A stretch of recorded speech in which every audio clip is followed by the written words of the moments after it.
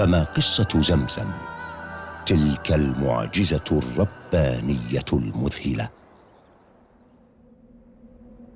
قصة عجيبة في البذل والعطاء، تتنقل أحداثها بين أديم الأرض وآفاق السماء.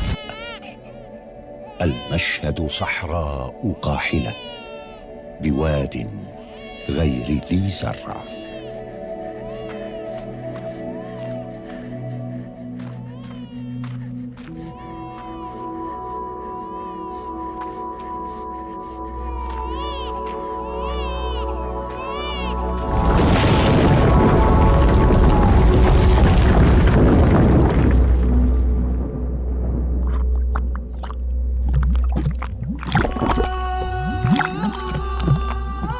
فجعلت هاجر عليها السلام تجمع براحتيها البطحاء.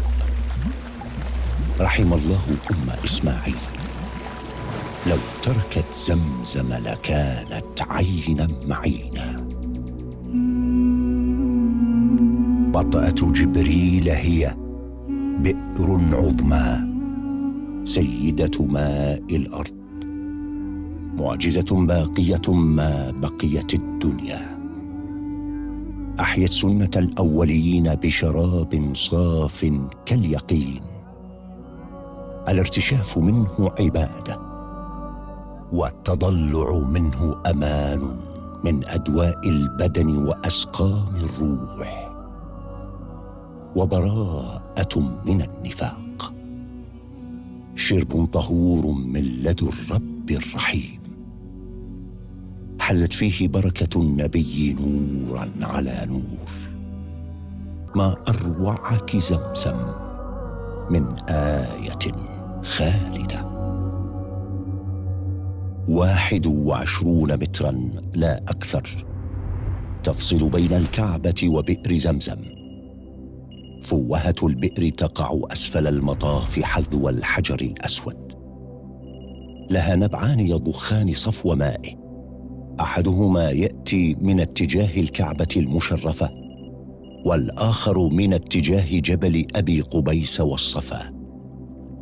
هذه البئر الشريفة نظيفة دوما، لا تنمو فيها الطحالب، ولا تلجها الهوام أو الفطريات أو ملوثات الماء المعتادة.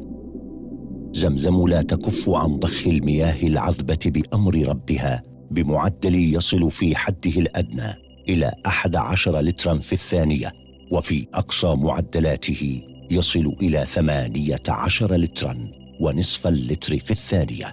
المعجز أن هذه البئر الهائل ماؤها تستقر في محيط الكعبة المشرفة بعمق 31 متراً فقط. رحلة الماء المبارك تبدأ وقت يضخ الماء من البئر مباشرة بواسطة مضختين هائلتين تعملان بالتناوب على مدار 24 ساعة يومياً.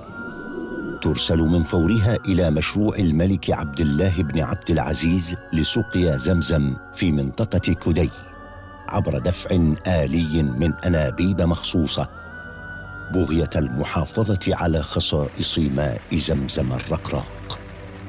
الماء يشق طريقه إلى أفئدة مريديه.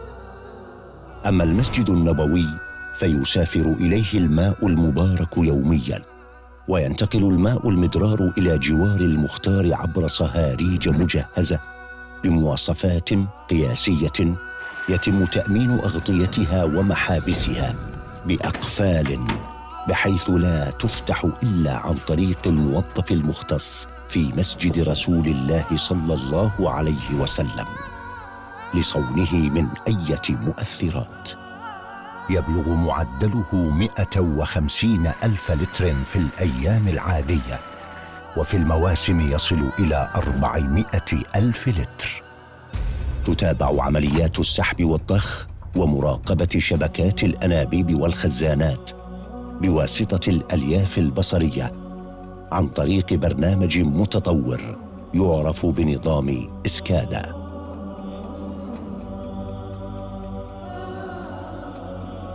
ويقدم الماء المبارك في حافظات معقمة ومبردة يبلغ عددها 40,000 حافظة في الحرمين الشريفين، وموزعة بعناية فائقة في أوردة الحرمين وأروقته.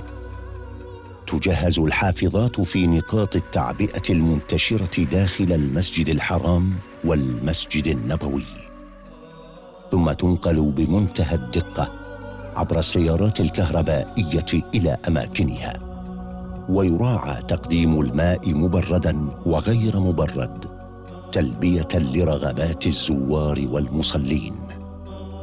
كما أن الحافظات مزودة بأكواب بلاستيكية للشرب يصل عدد المستهلك منها أكثر من 2,000,000 كوب يومياً، وتستعمل لمرة واحدة حرصاً على الصحة العامة للزوار والحجاج.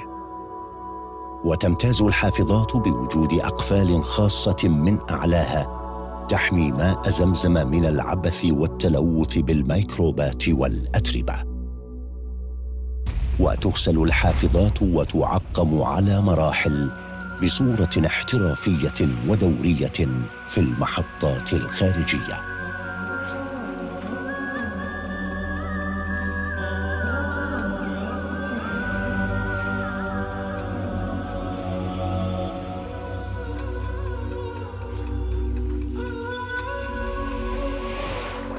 وتنتشر في باحات وزوايا الحرمين مشربيات ونوافير ثابتة للشرب تغطي جميع الأدوار والساحات بالمسجد الحرام والمسجد النبوي.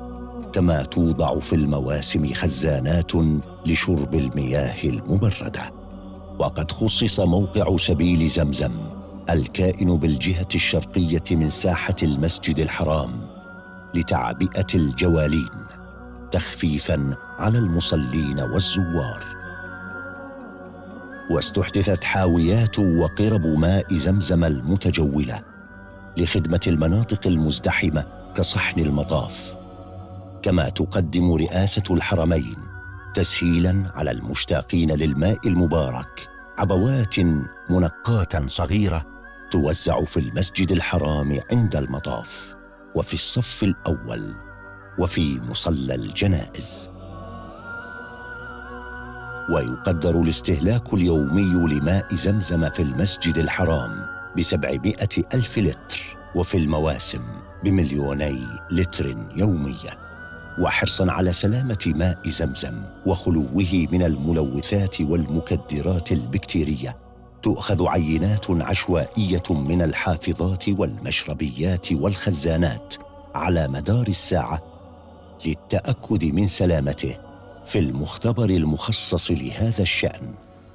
ويصل عدد العينات إلى 100 عينة يومياً. للمحافظة على صفو الماء المبارك ذللته كتائب جسورة من رجال الحرمين الشريفين، سخرهم المولى سبحانه لهذا الأمر الجلل.